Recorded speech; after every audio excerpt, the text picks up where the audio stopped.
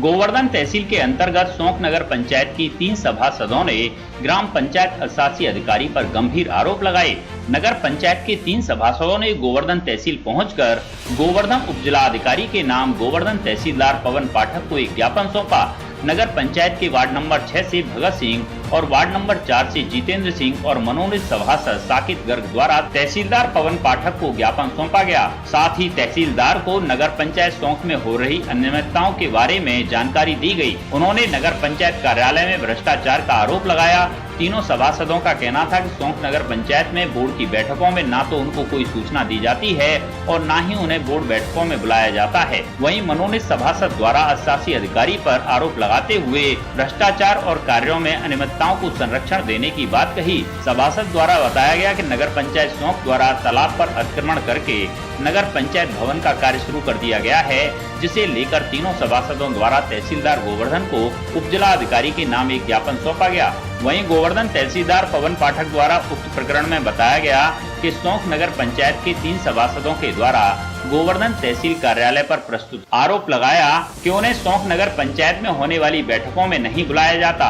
तीनों सभासदों के द्वारा नगर पंचायत भवन के निर्माण में अनियमितताएं बताई गई हैं, जिन्हें लेकर तीनों सभासदों ने उपजिला अधिकारी के नाम एक ज्ञापन दिया है। इस संदर्भ में जल्द से जल्द कोई कार्यवाही की जाएगी। आज आप तहसील आए हैं, किस मामले को लेकर आए हैं और तहसीलदार से मिले हैं ज्ञापन के लिए आपने? मैं साकित कुमार गर्ग मनोनीत सभासद नगर पंचायत सौंक से हूँ। मेरे साथ वार्ड नंबर 6 के सभासद भगत सिंह और वार्ड नंबर 4 के सभासद जितेंद्र सिंह भी माननीय उपजिलाधिकारी महोदय से मिलने के लिए आए थे, लेकिन उनकी छुट्टी होने की वजह से हमारी मुलाकात तहसीलदार महोदय से हुई।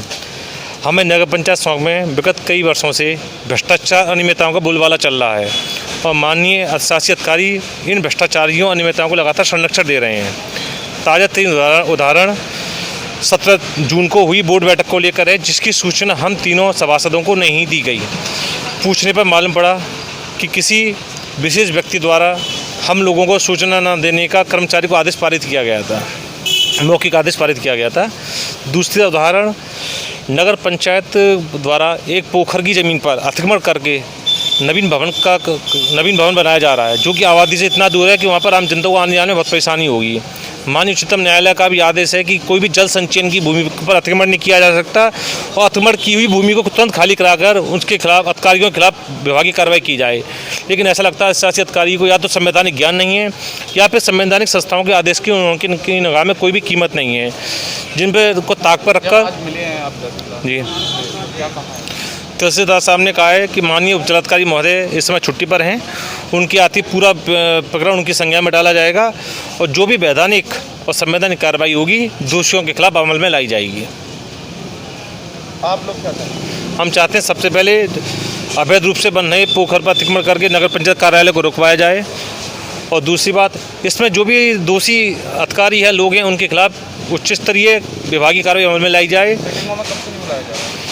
पिछली 2 मीटिंगों की खबर मेरे पास तो है नहीं है। आपकी करीब 22 मई को मीटिंग हुई थी, जिसकी अध्यक्षता खुद उपजिलाधिकारी महोदय ने की थी, उसकी भी खबर हम तीनों के पास नहीं थी कोविड-19 को लेकर। और 17 जून को जो मीटिंग हुई है विगत 2 दिन पूर्व, उसकी बैठक भी हमारे पास नहीं है।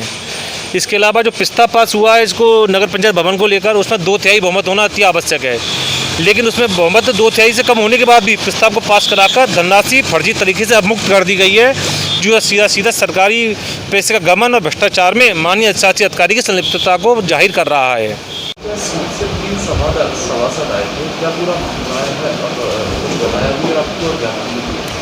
नगर पंचायत सौंक के 3 वार्ड मेंबर मेरे समक्ष उपस्थित हुए थे और उनके द्वारा बताया गया कि बोर्ड की जब भी मीटिंग होती है तो उस मीटिंग में उनको आमंत्रित नहीं किया जाता है।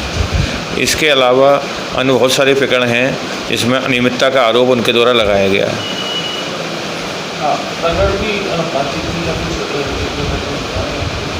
क्योंकि मुख्य रूप से प्रकरण ये था कि बोर्ड की मीटिंग में उनको नहीं बुलाया जाता और एक प्रकरण ये था कि पोखर की ज़मीन दर्ज है रिकॉर्ड में, उस पर कोई प्रस्ताव पारित किया है नगर पंचायत ने।